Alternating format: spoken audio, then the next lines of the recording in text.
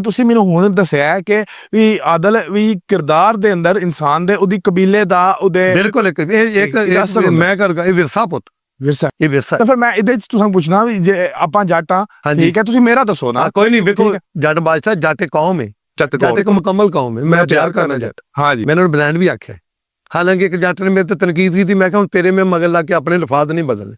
ਜੱਟ ਇੱਕ ਕੌਮ ਹੈ ਮੁਕੰਮਲ ਕੌਮ ਹੈ ਵਰਤ ਵਾਲੀ ਕੌਮ ਹੈ ਦਲੇਰ ਕੌਮ ਹੈ ਤਰੀਕੀ ਕੌਮ ਹੈ ਭੋਏ ਭਾਂਡੇ ਵਾਲੀ ਕੌਮ ਹੈ।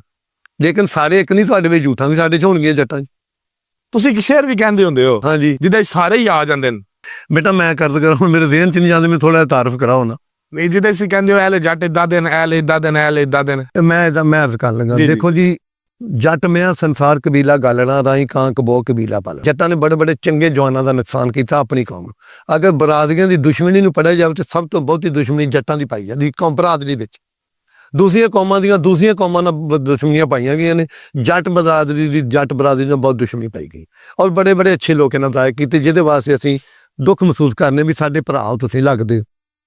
ਦੇਖੋ ਮਰਦ ਤੁਹਾਡਾ ਦੁਸ਼ਮਣੀ ਵੀ ਹੋਵੇ ਤੇ ਫਖਰ ਕਰੋ ਤੇ ਜੇ ਝੂਠ ਤੁਹਾਡਾ ਜਵਾਈ ਆਵੇ ਤੇ ਉਤੋਂ ਹੀ ਪਨਾਹ ਮੰਗੋ ਵੀ ਤੇ ਉਹ ਗੰਦ ਪੱਲੇ ਪੈ ਗਿਆ ਨਿਭਾਉਣੀ ਤੇ ਭੈੜਾ ਜਵਾਈ ਤੁਹਾਡਾ ਹੋਵੇ ਨਾ ਅਗਰ ਉਹਨੇ ਕਮਰੇ ਸੌਣਾ ਤੇ ਬਾਹਰਲੀ ਕੁੰਡੀ ਆਪ ਲਾਓ ਉਹਨੂੰ ਉੱਥੇ ਪਾਓ ਜਿੱਥੇ ਵਾਸ਼ਰੂਮ ਅਟੈਚ ਹੈਗਾ ਉਹ ਰਾਤ ਬਾਹਰ ਨਾ ਨਿਕਲੇ।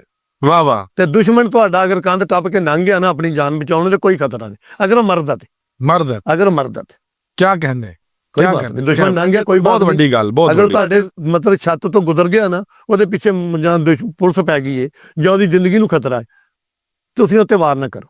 ਉਹਦੇ ਤੇਰੇ ਡੇਰ ਘਰ ਨੂੰ ਉਹਨੇ ਪਨਾਹ ਲੈ ਕੇ ਗੁਜ਼ਰਿਆ ਨਾ ਕਿ ਕੋਈ ਨਹੀਂ ਯਾਰ ਇਹ ਮਰਦ ਦਾ ਘਰ ਹੈ। ਦੁਸ਼ਮਣੀ ਮਰਦ ਨਾਲ ਤੇ ਮੁਕੱਦਰਾਂ ਵਾਲੇ ਦੀ ਤੇ ਝੂਠ ਨਾਲ ਤੇ ਫਿਰ ਸਜ਼ਾ ਹੀ ਆ। 302 ਦੀ ਅਪੀਲ ਹੈਗੀ ਆ ਤੁਸੀਂ ਬੀਵੀ ਦੀ ਗੱਲ ਕਰਦੇ ਮਾੜੀ ਬੀਵੀ ਦੀ ਅਪੀਲ ਹੈ ਨਹੀਂ। 302 ਤੇ ਛੁੱਟਣ ਦੀ ਉਮੀਦ ਹੈ ਅਗਰ ਬੀਵੀ ਮਾੜੀ ਪੱਲੇ ਪੈ ਗਈ ਤੇ ਛੁੱਟਣ ਦੀ ਉਮੀਦ। ਕਿਆ ਬਾਤ ਹੈ ਕਿਆ ਬਾਤ ਹੈ। ਜਜ਼ਾ ਨਹੀਂ